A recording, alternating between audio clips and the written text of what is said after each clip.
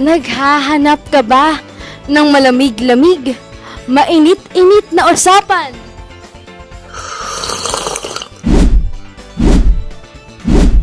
Dito sa Sitio Tambayan, meron yan! Welcome nga pala sa ating Open Cup Talk Show. May nakilala ka na bang sumakses? Patuloy na pinagpapala. Well, dito sa ating talk show, ipapakilala ko sa inyo ang sumakses na at patuloy na pinagpapala sa buhay. We welcome Kuya D! Ayan! Welcome po kayo. Welcome sa ating talk show. Marami pong salamat sa inyong pagtangkilik sa aming imbitasyon. So, Kuya, ano po ang pangalan ninyo? Pangalan ko ay Mark Derek Aquino. Mark Derek Aquino. Ayan, Kuya, how are you feeling po right now? I'm feeling great, blessed, and happy. Ayan, amen.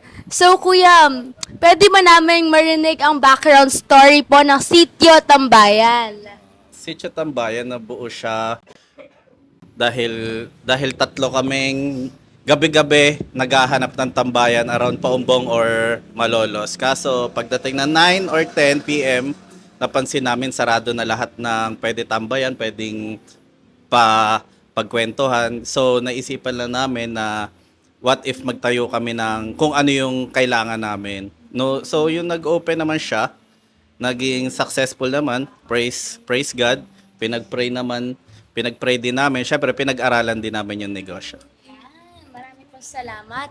So, Kuya, kailan po yung opening hours ng Sitio Tambayan? Opening hours ng Sitio Tambayan is 5 p.m. to 1 a.m. ng madaling araw. Oh, wow. Tapos po, saan po yung ating location ni Sitio Tambayan? Sitio Tambayan is located in 11 Central Santo Rosario, Paumbong. Beside lang siya ng Holy Rosary School. Ayan. So, narinig natin ang background story ng Sitio Tambayan. So, Kuya, handa ka na ba sa aming mga tanong sa inyo? Ready na! Ayan. So, first question po. Ano po ang naging layunin ninyo sa pagpapatayo ng coffee shop na ito? Well, as I said earlier, yun nga, ang talagang balak lang sana namin is magtayo lang ng simpleng tambayan kasi pagdating ng 9 or 10 p.m. ng gabi, wala nang matambayan. So, we decided and pinag-aralan namin what if kami na lang yung gumawa nung kami mismo yung naghahanap. Kasi dito sa lugar natin, walang masyadong tambayan. So, yun nga, nag-start kami with a tent, tapos may burger na fryer lang. Then, ano naman, naging successful naman siya, minahal siya ng tao. So, sa loob ng 1 year naming open, 1 year pa lang, is nakatatlong renovation na kagad, pinalaki namin kasi nga, we need to, kailangan naming ma-accommodate yung mga bumibisita pa from Malolos, bumibisita from Kapitangan, bumibisita from Magunoy. So, yon. Wow, maraming salamat po doon. Next question naman po, Kuya. Ano mga paraan o hakbang po ang ginawa ninyo upang maabot ang inyong mga pangarap? So, honesty to goodness, no? Para maabot ang pangarap, kailangan masipag, matyaga, madiskarte. So, una-una, syempre, stepping stone, kailangan natin makapagtapos. And after mo makapagtapos, syempre, kailangan mong kumuha ng experience. Sa experience kasi, doon mo matututunan ang lahat. So, para, if kunwari, gusto mo magkaroon ng sarili negosyo, syempre, kapag nag-work ka, aralin mo na kunwari, sa'yo yung business na pinagtatrabuhan mo, mamahalin mo, para kapag nagtayo ka na ng sarili mo negosyo, alam mo na yung mga basics, alam mo na yung standards, alam mo na yung kung ano yung dapat gawin. Pero syempre may mga may mga mangyayaring hindi inaasahan, may mga tulad ng mga bagyo, mga lindol, mga pagbaha. Pero wag kang susuko sa mga ganon. Kasi kapag simpleng problema lang, sumuko ka na, hindi mo siya marireach. So, kailangan full of determination ka sa gusto mo mangyari. Tsaka alam mo, focus ka. alam mo yung dapat mong gagawin, hindi ka yung eto gusto mo bukas, eto naman yung gusto mo. Kailangan kung ano yung ano mo, ilista mo siya. Kumbaga, for example, pagka-graduate mo, dapat age 25, eto na i-achieve mo, age 30 years old, eto na i-achieve mo. So dapat may ganong ka plano para isa lang yung, kumbaga sa kabayo, meron kang takip na ganon, yung focus ka lang sa goal. Hindi ka malilito, hindi ka madidistract sa iba. Yun. Maraming po salamat doon, Kuya. Eto pa po, meron po ba mga circumstansyang humadlang sa inyo? Paano nyo po ito hinarap? Madami. Tulad, syempre, yun nga, imagine, wala naman nagnenegosyo dito sa lugar ng Central kasi nga, walang foot traffic, wala namang taong naglalakad masyado, and wala naman masyadong, wala. As in, blanco. If makikita nyo yung labas, wala talagang dumadaan. Pero naisip namin, syempre, kapag hindi namin sinubukan, hindi natin malalaman. So, it's a matter of, ayun nga, pag-aralan nyo kung ano yung kulang sa lugar. So, yun nga, nakita namin, walang tambayan sa lugar namin. Kahit, there's always a first time naman eh. So, kami yung gumawa nung first. So, kung ngayon, mapapansin nyo, magto 2 years na si Sitio Tambayan. Madami na rin nagnenegosyo along the street. So, yun, thank you.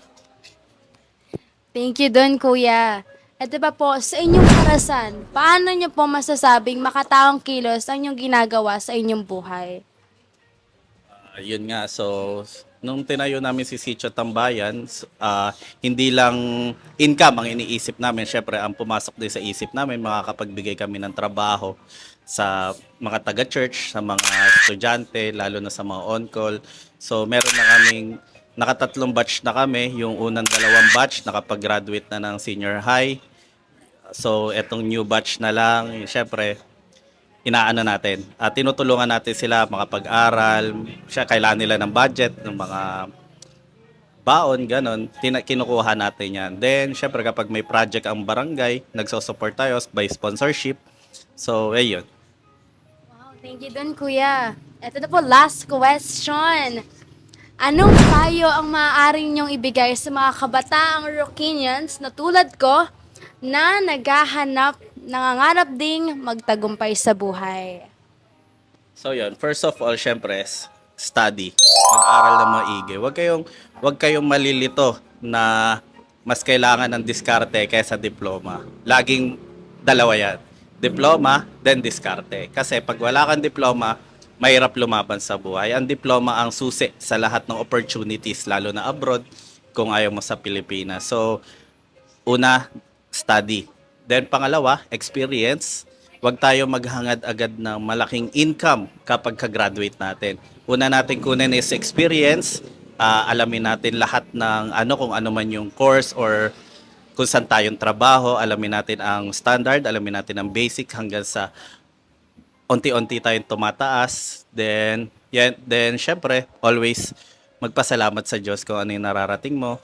And wag maging negative sa buhay. Wag mong hanapin kung ano yung wala sa'yo. Don't compare kung anong meron yung iba sa'yo. Dahil meron ang mga tao, for example, ako yung buhay ko ngayon, kahit feeling ko kulang pa, pero alam ko may mga tao na nangangarap na gusto nila kung ano na yung position ko ngayon. So, for sure sa inyo din, kung ano yung nararanasan nyo ngayon, for sure may taong naiinggit na nandun kayo sa position na yun. So, ingatan natin, pray lang tayo. So, yun lang.